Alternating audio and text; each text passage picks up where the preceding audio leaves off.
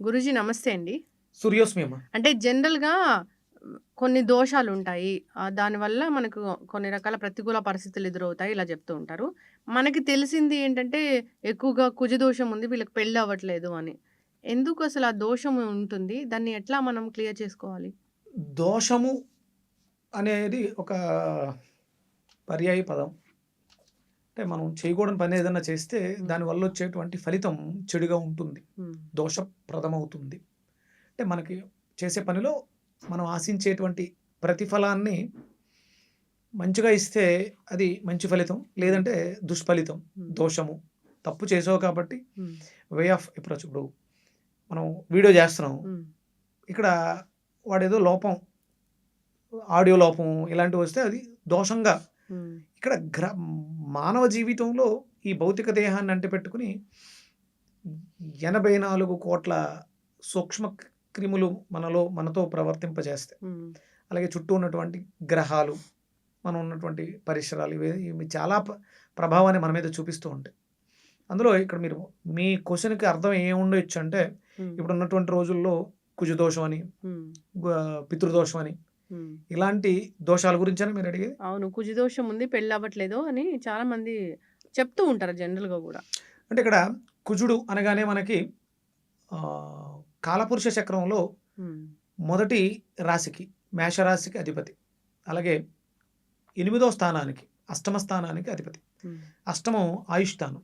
హ్మ్. అలాగే మొదటి స్థానం మేషం ఏదైతే ఉందో అది శరీరం, లగ్నస్థానం. అంటే వ్యక్తిగతంగా జాతకాలు మారుతూ ఉంటాయి. కాలపురుష చక్రంలో మాత్రం ఇది శరీరము, అష్టమ స్థానం. హ్మ్. రుణ దాన్ని ఆయుష్ స్థానం అంటారు. హ్మ్. ఆయుష్ కనపడంది మన చేతిలో లేనిది. ఈట్లికి కుజుడు కారకుడవుతున్నాడు. హ్మ్.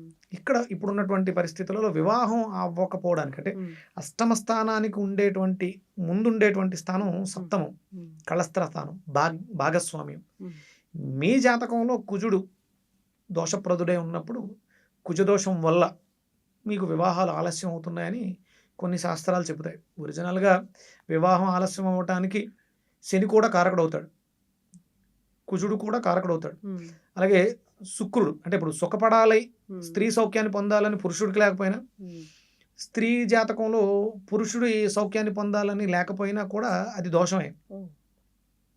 అంటే ఒక్క కుజుడికే దీన్ని ఆపాదించేది కుజు దోషం ఉంది అందుకని వివాహం ఆలస్యం అవుతుంది. హ్మ్. ఇది చాలా నిగూఢమైనటువంటి శాస్త్రం. అది శాస్త్రకారులు దాని మీద రీసెర్చ్ చేసిన వాళ్ళు మాట్లాడుతూ ఉంటారు. ఎట్లా తగ్గిస్తారు గురూజీ దీన్ని? ఇక్కడ కుజదోషం అనేదాన్ని అంటే విపరీతమైనటువంటి కోపం ఉండాలి. హ్మ్. ఇంతకు ముందు జన్మలో ఒక పురుషుడు స్త్రీని దారుణంగా దూషించుండాలి. హ్మ్. కోపం కదా హ్మ్. కుజుడికి కోపం ఎక్కువ. అందుకని ఇప్పుడు ఈ జన్మలో స్త్రీ కోసం ఎదురు చూస్తూ ఉండాలి. తిరుగుతూ ఉండాలి. బతిమాలుతూ ఉండాలి. ఎవరో చేసుకోననడం, ఏదైనా మ్యాచెస్ వస్తే సెట్ కాకపోవడం ఇలాంటివి జరుగుతూ ఉంటాయి. నేను దానికి ఒక ప్రక్రియ చెప్పాను చాలామందికి. మన శరీరంలో మూలాధారానికి అధిపతి కుజుడు. హ్మ్. అందుకని గుంజిళ్ళు తీస్తే హ్మ్. అంటే ఒక పనిష్మెంట్ నేను తప్పు చేశా. ఇప్పుడు హ్మ్. నిన్నే నేను బాగా తిట్టానమ్మా. నాకు ఛానెల్‌లో ఇంటర్వ్యూ చేయి తల్లి అని అడగాలి. హ్మ్. అప్పుడు సారీ చెప్తాం కదా! హ్మ్. అది సరిపోదు. నిన్ను ఇంకా ఎక్కువగా హింసించాను, బాధ హ్మ్. పెట్టాను. అప్పుడు ఏం చేస్తామంటే చెవులు పట్టుకొని అరే మనం అంటే సాధారణంగా మనం చేసేవి. హ్మ్. అలా చేయడం వల్ల కొంత నీకు నవ్వొస్తది. హ్మ్. కొంత చేంజ్ వస్తది. ఏదో పోనీ తప్పు చేశానని పశ్చాత్తాపపడుతున్నాడు కాబట్టి క్షమించిద్దాంలే హ్మ్. అన్నట్టుగా ఇది మూలాధారాన్ని చైతన్యం చేస్తుంది. హ్మ్. ఎప్పుడైతే మూలాధారంలో చైతన్యం వచ్చిందో ఆ వేవ్స్ నీ శరీరంలో మొదలైన పశ్చాత్తాపము తాలూకు ఆ వేవ్సు అవతల నీ భాగస్వామి ఎక్కడో పుట్టే ఉంటుంది. హ్మ్. ఆ భాగస్వామికి రీచ్ అయ్యి మీ ఇద్దరి మధ్య ఏదైతే కమ్యూనికేషన్ గ్యాప్ ఉందో దానికి ఫుల్‌ఫిల్‌మెంట్ వస్తది. నేను ఇది మొదలుపెట్టిన తర్వాత ఇంచుమించు ఒక 7, 8 జంటలకు పెళ్ళిళ్ళయినాయి, హ్మ్. వివాహాలయినాయి. అంటే దానికి ఎలా చెప్పాను అంటే సూర్యోదయ సమయంలో సూర్యోదయానికి పూర్వం స్నానం చేసేసి ఉదయిస్తున్న సూర్యుడికి ఎదురుగుండా హ్మ్. మంగళవారం నాడు అంటే మంగళుడు హ్మ్. మంచి కార్యక్రమాలు చేయించేవాడు అవును. మంగళుడు కాబట్టి మంగళం. హ్మ్. మంగళవారం ఉదయం 6 గంటల ఆ సమయంలో సూర్యుడికి ఎదురుగుండా నిలబడి 14 గుంజీళ్ళతో ప్రారంభించి హ్మ్. రోజుకి ఒక్కొక్కటి పెంచుకుంటూ హ్మ్. 108 పూర్తయ్యేంత వరకు. అంటే మొదటి రోజు 14, రెండో రోజు 15, మూడో రోజు 16, నాలుగో రోజు 17 అలా పెంచుకుంటూ 108 హ్మ్. చాలా పనిష్మెంట్‌గా ఉంటది. ఇది పనిష్మెంటే. హ్మ్. అంటే నువ్వు ఆడదానివైతే భర్త కోసం, నువ్వు మగవాడివైతే భార్య కోసం హ్మ్. నన్ను క్షమించు. పోయిన జన్మలో నిన్ను నేను బాధపెట్టి ఉన్నాను. ఇప్పుడు నేను ఒంటరిగా హ్మ్. గడపాల్సి వస్తుంది. భార్య లేని భర్త, హ్మ్. భర్త లేని భార్య ఒంటరిగా గడపాల్సి వస్తుంది. వివాహాలు అవ్వట్లేదు. హ్మ్. అందుకని భగవంతుడా మేము ఏ జన్మలో ఏ పాపం చేశానో ఈ ఒంటరి జీవితాన్ని హ్మ్. అనుభవించాల్సి వస్తుంది. నన్ను క్షమించు అని హ్మ్. చెప్పేటువంటి ప్రక్రియ పనిష్మెంట్. స్కూల్లో తప్పు చేస్తే పిల్లలతో చేయిస్తారు. అవును. అంటే కరెక్ట్ చేసుకోవడానికి ఇది ఒక అవకాశం. హ్మ్. అంటే ఒక నాలెడ్జ్ మూలాధారం అనేది instinct of survival, dynamic activity, effort, success, ప్రాస్పారిటీని ఇస్తుంది మూలాధారం. మూలాధారాన్ని చైతన్యం చేయడం కోసం గుంజిళ్ళు.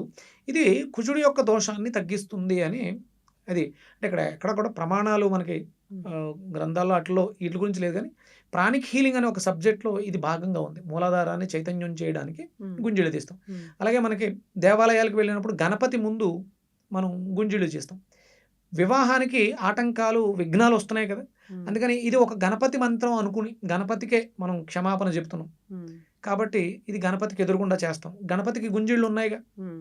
అది ప్రమాణాలు ఉన్నాయి. కాబట్టి ఇది నీ వివాహ ఆలస్యానికి కారణమవుతున్నటువంటి అడ్డంకులను తొలగించడానికి ఈ గుంజిళ్ళు దోహదం చేస్తాయి. యెస్. చక్కగా చెప్పారు గురూజీ.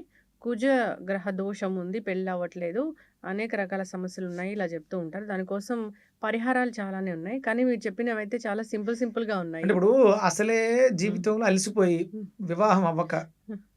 ఉద్యోగాలు లేక బాధపడుతుంటారు. ఇప్పుడు వివాహం అవ్వకపోవడం కారణాలు అతనికి సరైన సెటిల్మెంట్ లేకపోవడం, ఆస్తులు లేకపోవడం కారణమై ఉంటుంది. ఇప్పుడు మళ్ళీ కుజదోష నివారణకి నువ్వు కాళహస్తి అక్కడికి హ్మ్. వెళ్ళు, ఇక్కడికి వెళ్ళు, పూజలు చేయడానికి లక్షలు ఖర్చు పెట్టంటే కష్టం కాబట్టి హ్మ్. ఇది సింపుల్‌గా మనకు ఉన్నటువంటి దగ్గరలో ఉన్నటువంటి దేవాలయాల దగ్గరికి వెళ్ళి హ్మ్. శివాలయం ఉంటే అక్కడ గణపతికి ఎదురుగుండా లేదంటే ఒక రావి చెట్టు దగ్గర కనీసం ఇంట్లో అయినా సరే హ్మ్. స్నానం చేసేసి ఉదయమే హ్మ్. మంగళవారం మొదలుపెట్టుకొని అది పెంచుకుంటూ చేసుకుంటూ వెళ్ళిపోతే ఎలాంటి ఖర్చు లేకుండా నీ స్వశక్తుల నీ చేతుల ద్వారా నువ్వు నీకున్నటువంటి దోషాన్ని నువ్వు పోగొట్టుకోవడానికి అవకాశం ఉంటుంది. యెస్. చక్కటి ఇన్ఫర్మేషన్ గురూజీ.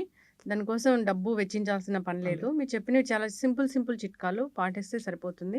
అంతేకాదు ఫిజికల్ యాక్టివిటీ ఎక్కువగా ఉండాలి. ఉండాలి. అప్పుడు చక్రాస్ ఓపెన్ అవుతాయి. మెటబాలిజం బావుంటుంది. దాని తర్వాత ఇలాంటి దోషాస్ ఏమైనా ఉన్నా అయిపోతాయని కూడా చెప్తూ అవును. ఉంటారు. అవును. అందరూ హెల్తీగా ఉండాలి. సో, ఎక్కువగా మూఢనమ్మకాల జోలికి వెళ్ళకుండా ఉంటే మంచిది. చాలా చక్కటి ఇన్ఫర్మేషన్. ధన్యవాదాలు. సూర్యస్మితలే